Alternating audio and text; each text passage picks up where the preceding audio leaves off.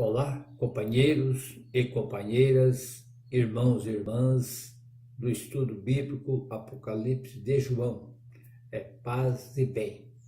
Então já estamos no encontro número 6 do nosso estudo sobre o livro do Apocalipse, o último livro da Bíblia. Então hoje nós vamos estudar a carta que João escreveu para a comunidade de Esmirna. Nós já vimos no encontro 5 que João escreveu então 7 cartas para 7 comunidades da Ásia Menor. Então são o capítulo 2 e 3 do livro do Apocalipse. E é bom sempre a gente, cada carta que nós for estudar, lembrar o esquema literário. O esquema literário é muito importante. Então, todas as cartas, João vai endereçar ao anjo. O anjo é o destinatário que vai receber a carta. Todas as cartas ele dedica ao anjo. E todas as cartas ele fala, assim diz, quer dizer, é o remetente. Ele diz, assim diz, como eu estivesse falando para vocês, né? Eu mando uma carta para você e eu começo assim, diz. Então, é o remetente. E eu falo, eu conheço. Então, quer dizer, é o conteúdo. E o conteúdo, então, é o positivo, descreve qualidade. O negativo escreve os pontos negativos. E toda ela termina assim. Quem tem ouvido para ouvir, que ouça. E para todos também tem uma promessa, né? Ao vencedor dá uma promessa. Então, a carta nós estudamos no encontro passado, foi a carta de Éfeso. E a carta de Éfeso, ela tinha um tema assim, apesar de atuante, você abandonou o primeiro amor. E agora, a gente vai ver então a carta de Esmirna. A carta de Esmirna ela já tem um outro título, né? Apesar de pobre, você é rica. A comunidade de Esmirna é uma comunidade muito pobre, né? Muito pobre. Mas nenhuma comunidade é igual à outra. Nenhuma comunidade ela é igualzinha a outra. Cada um tem o seu jeito de ser. Comunidade são pessoas, né? São nós, né? Então, quando o João dedica a comunidade ao anjo, melhor, a carta ao ângelo, ele está dizendo para quem que está escrevendo. Quem que é o anjo? O anjo, a gente aprendeu que o anjo é o mensageiro ou a mensageira. E também o anjo é aquela ou aquele que guarda, aquele que cuida. A gente falava do anjo da guarda. Aqui, quando ele fala o anjo, normalmente são animadores e animadoras das comunidades, né? Então esse é o motivo, né? Esmirna tinha uma outra condição social, né? Ela tinha problemas diferentes, ela era pobre, muito pobre, e é chamado até aqui na literatura bíblica de indigentes.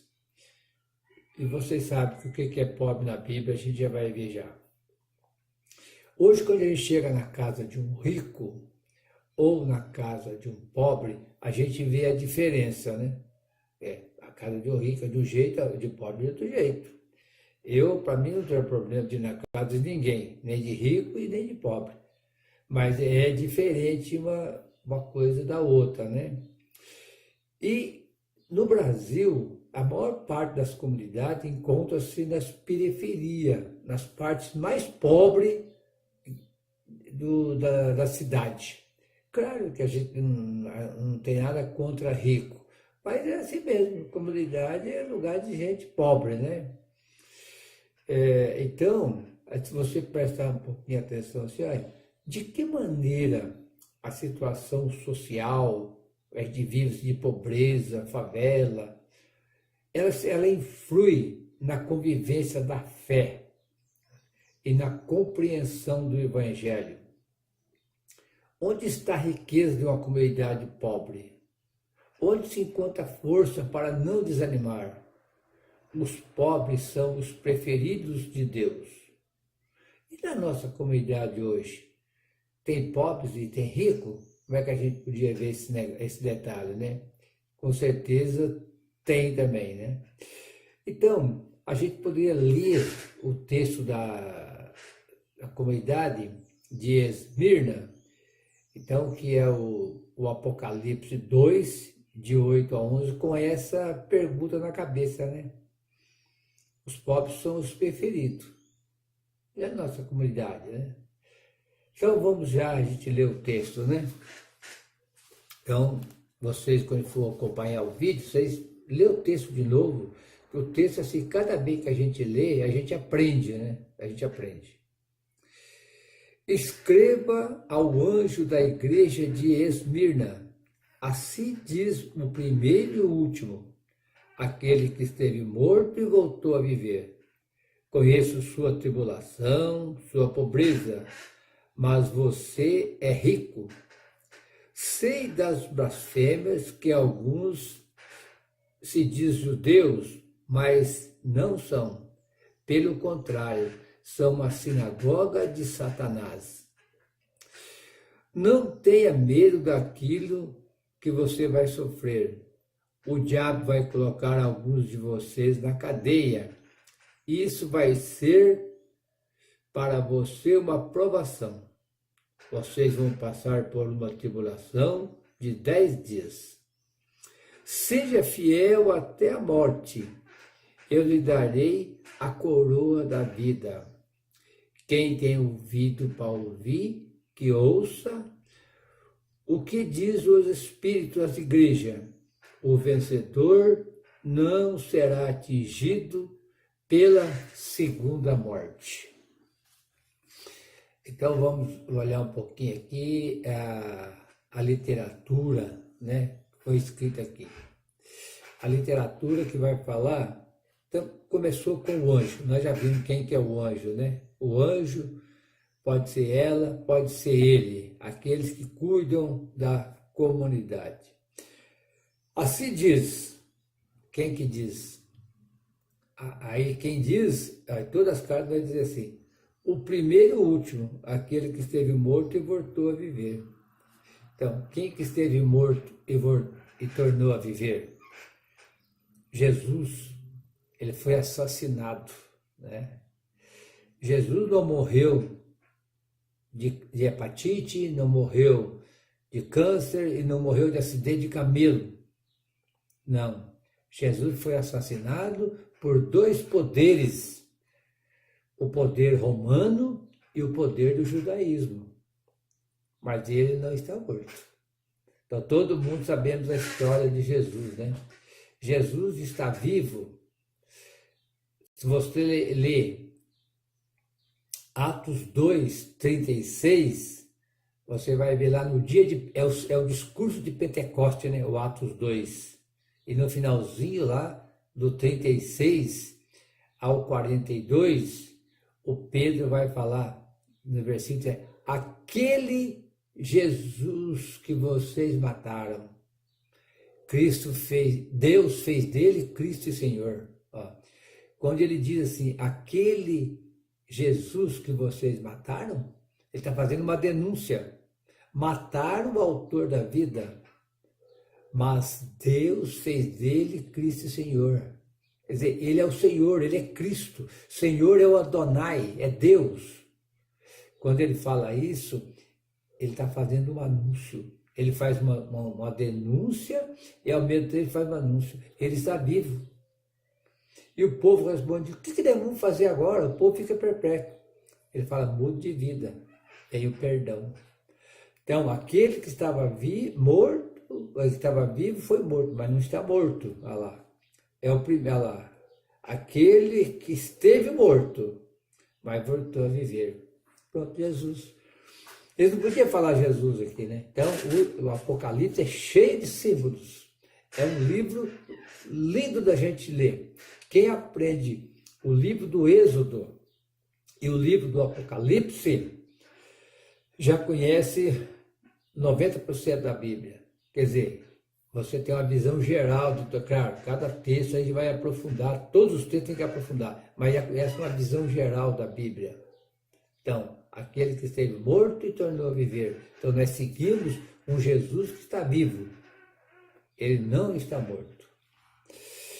Aí ele fala assim, eu conheço a sua tribulação e sua pobreza, mas você é rica. Pobreza, pessoal. O que significa pobreza na Bíblia e no Novo Testamento? No Novo Testamento, pobreza é indigente. Quando fala pobreza, todos vocês já conhecem aquele texto de Lucas. É um texto bem popular, né? O rico e o pobre. Lucas 16, versículo 19 ao 31. Só um pouquinho para a gente lembrar. Havia um homem muito rico que dava banquete todos os dias e vestia roupa de púrpura. E do outro lado havia um pobre chamado Lázaro, que estava caído ao lado da mesa do rico, esperando cair algumas migalhas da mesa, mas nem isso lhe davam. E via os cachorros lamber a sua ferida. Morreu o pobre, foi para o céu. Morreu o rico, foi para o buraco. Tá vendo? Está lembrado dessa historinha?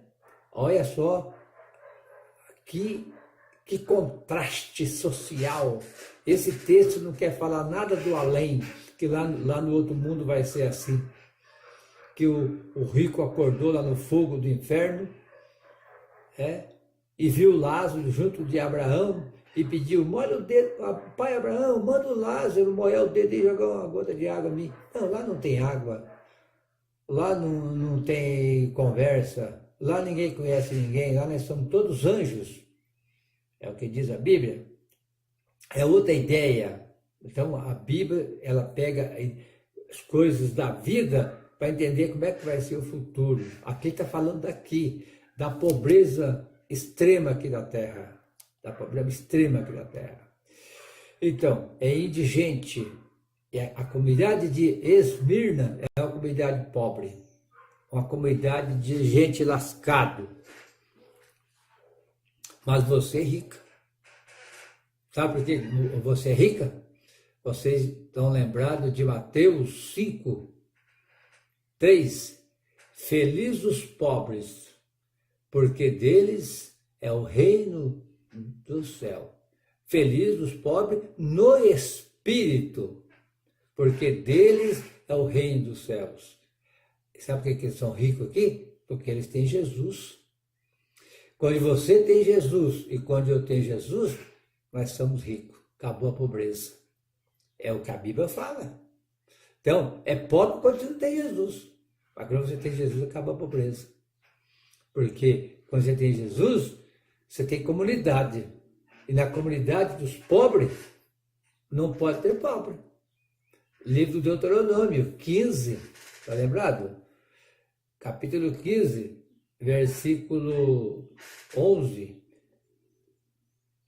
Na sua comunidade não tem nenhum pobre. Que bonito? Então não pode ter pobre. Desde que você siga o projeto de Deus. Olha lá. Sei da blasfêmia de alguns que se diz judeus, mas não são, pelo contrário. São uma sinagoga de Satanás. Olha, os judeus são contra Jesus. Era aquela época e é agora também. Contra Jesus, né? Então, que sinagoga de Satanás significa... O Satanás aqui também é simbólico, tá? O Satanás, demônio e diabo não é uma pessoa física, né? Pensa uma pessoa lá que sai fogo para a boca e tem chifre. Não, isso é coisa que a pessoa... Essa é a imagem que o pessoal pinta para nós entender o que é o mal. O Satanás existe? Existe. O demônio existe? Existe. O diabo existe? Existe. Mas não é uma coisa física, é um estado. Por exemplo, Jesus chamou Pedro de Satanás. Está nos 3 evangelhos sinóticos. Afasta-se de mim, Satanás. porque você está pensando como homens e não como Deus. Está vendo? Quando a gente pensa como ser humano, homem é homem e mulher. Quando a gente pensa ser humano, nós estamos pensando como Satanás. O Isaías fala lá no capítulo 55, versículo 6 até o 11. Os seus projetos não são meus projetos. Os seus pensamentos não são meus pensamentos. O pensamento de Deus é outro, o projeto de Deus é outro. E Jesus veio aqui para ensinar para nós o projeto de Deus. Mas ele foi assassinado. Por que foi assassinado? Porque o mundo não quer o projeto de Deus. O mundo quer o projeto dos seres humanos. E o projeto dos seres humanos está aí. É violência, femicídio, fome, desemprego, acabando com a terra. O Evangelho diz assim, só perguntar para Jesus, qual que é o maior mandamento? Ele diz, amar a Deus com toda a sua alma, com todo o seu coração, amar a Deus sobre todas as coisas, e o próximo como a ti mesmo. Mas quem que é meu próximo? Lá na parábola do bom samaritano tem essa pergunta. Próximo é o negro, próximo é o índio, próximo é quem está doente no hospital, próximo é quem está morando na rua, próximo é a água, próximo é a terra, próximo é o ar que respiramos. Tudo é nosso próximo, nós temos que cuidar de tudo isso. Então, o Satanás aqui, sinagoga de Satanás, quer dizer, é uma sinagoga e adversário. O Satanás significa adversário. O diabo é aquele que divide a comunidade, é o fofoqueiro, a fofoqueira. E o demônio é doença. Só para vocês entenderem um pouquinho as ideias que vêm da Bíblia sobre esses males que aparecem aqui. São males que nós vivemos sempre o bem e o mal. É os mal. Bom, continuando aqui. Não tenha medo daquilo que você vai sofrer. O diabo vai colocar alguns de vocês na cadeia. Isso vai ser por uma provação. Você vai passar por uma tribulação de 10 dias. Pessoal, o diabo aqui, o Satanás aqui, é os adversários de Jesus, que é os judeus. Aparece bem claro aqui, olha lá, alguns que se dizem judeus. E aqui, pessoal, quando aparece aqui que o diabo vai colocar alguém na cadeia, o diabo está colocando alguém na cadeia hoje? Tá, direto. É só você fazer o bem que você vai para a cadeia. O diabo é aquele que divide a sociedade, é o mentiroso, é a mentirosa, é o fofoqueiro, é a fofoqueira, é o opressor que está matando e está roubando e a gente não vê, não enxerga, a gente não abre a cabeça, não estuda a Bíblia para aprender. O diabo vai colocar você na cadeia. Mas não é o diabo de chifrinho, não.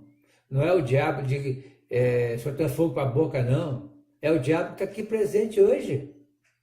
Né? Jesus fala do diabo. Vai ser por poucos dias, 10 dias. O número 10 na Bíblia significa breve, pouco tempo. No livro do Apocalipse é simbólico também. 10 dias é por pouco tempo, é breve. Seja fiel até a morte. Eu lhe darei a coroa da vida. Quem tem ouvido para ouvir, que ouça o que diz os Espíritos das igrejas. O vencedor não será atingido pela segunda morte. Nossa, que coisa boa Jesus está dando para essa comunidade, hein? Olha, continuando aqui então o nosso estudo, né? Essa comunidade aqui não tem nada de negativo, é todo positivo. Vamos estudar 7 comunidades, tem umas aqui que não tem nada de positivo, que tristeza, né? A maioria tem positivo e negativo, essa não tem negativo, nada, olha. Tudo é positivo nessa comunidade. Vai ter problema? Tem. Pobreza, o adversário que é lá a sinagoga de Satanás, e tem também aqui o diabo para colocar eles na cadeia, porque elas são uma comunidade perseguida. Por que elas são perseguidas? Porque elas ensinam o reino de Deus. E quando você ensina o reino de Deus, você é perseguido. Olha, vamos lembrar um pouquinho agora quem que foi perseguido. Começou por Jesus, depois Paulo, depois Pedro. Vamos chegar mais perto de nós agora? Bem pertinho mesmo agora de nós. Olha aí na história do Brasil. Quantas pessoas foram assassinados e assassinadas por causa do reino de Deus. Bem pertinho de nós agora. A irmã Dorothy, lá de Anapu, no Pará. Porque ela ensinava para o pessoal que eles não deveriam ser escravos de fazendeiros. Eles poderiam trabalhar trabalhar na terra, plantar mandioca, e viver, não ser mais escravo. O que aconteceu? O fazendeiro mandou matar ela. Margarida Maria, lá de Pernambuco, ela era cortadeira de cana, negra, analfabeta, e ela foi pedir para o patrão registrar, é um direito que eu tenho, para mim ter direito ao INSS, a mim ter direito à previdência, médico. Os fazendeiros vão para com essa conversa besta aí, eu vou registrar o que nada, você não sabe nada, você é uma analfabeta. Ela foi no sindicato, o sindicato falou a mesma coisa para ela, que o sindicato estava assim, ó, com os fazendeiros. Ela reuniu 100 cortadoras de canas e foram todas no sindicato. Aí impressionou o sindicato, né? Aí o sindicato teve que agir, porque foi da justiça. Foram da justiça. Aí o que aconteceu? Quem que era a ideia, quem teve essa ideia do reino de Deus, exigiu o seu direito. Quando ela abriu o barraco de manhã para ir trabalhar, ela levou um tiro aqui, ó. Quantas pessoas foram assassinadas por causa do reino de Deus? Presos e presas, padres, freiras, agente pastoral, políticos, tudo preso, porque queria o bem do pobre. E quando você quer o bem do pobre, se prepara. Você pode também ser assassinado, ou você pode ser preso, é o que diz aqui. Então, a comunidade de Esmirna, pessoal, a cidade de Esmirna, ela fica na Ásia Menor, ali pertinho é o Mar Egeu. Tem o Mar Egeu que faz a ligação do Mar Negro até o Mar Mediterrâneo. E é uma comunidade, era uma cidade que não era tão grande que nem Éfeso, né? Éfeso tinha, na época, 600 mil habitantes. Agora, a cidade de Esmirna, ela ficava entre Éfeso e Pérgamo, mais ou menos uns 50 quilômetros, né? E a comunidade, a gente já conversou aqui, não sabe quem que criou a comunidade, né? Mas sabemos que ela era muito elogiada, foi elogiada por Inácio de Antioquia, um dos pais da igreja, lá no ano 110 depois de Cristo. E a cultura que transparece de viver a sua fé.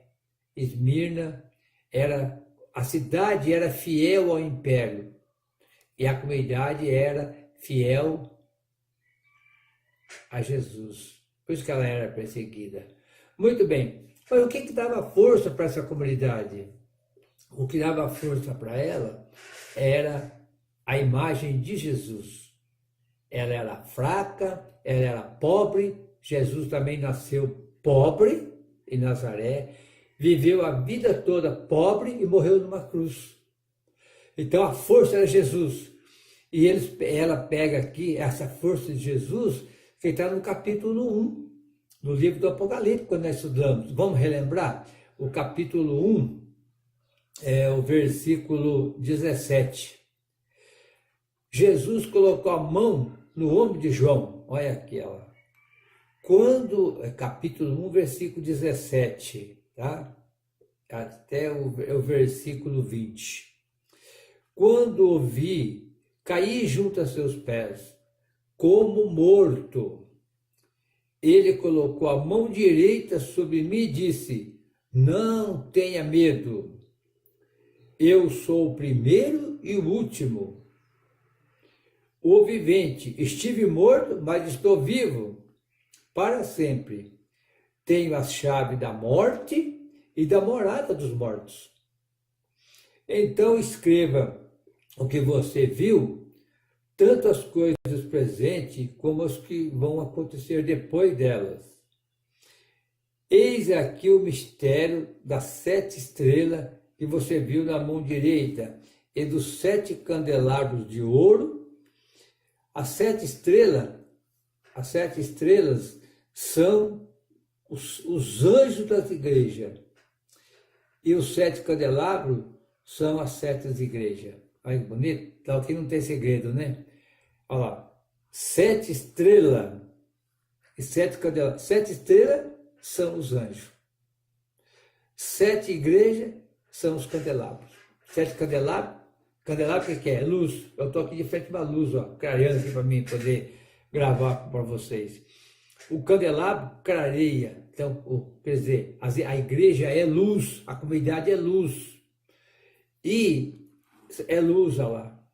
E as estrelas são os anjos, são aqueles que cuidam da comunidade. Vocês estão lembrados de Isaías, que quem ensina a palavra de Deus, um dia vai ser uma estrela brilhando lá do céu. Olha que bonito. Você vai olhar lá para cima e ver a estrela brilhando, fala, lá está a Maria, lá está a irmã Dorothy, lá está a Margarida Maria, lá está Paulo, está Pedro, certo? Lá está o padre João Bosco, o padre Josimo, que foi todos aqueles que ensinaram o reino de Deus e foram assassinados.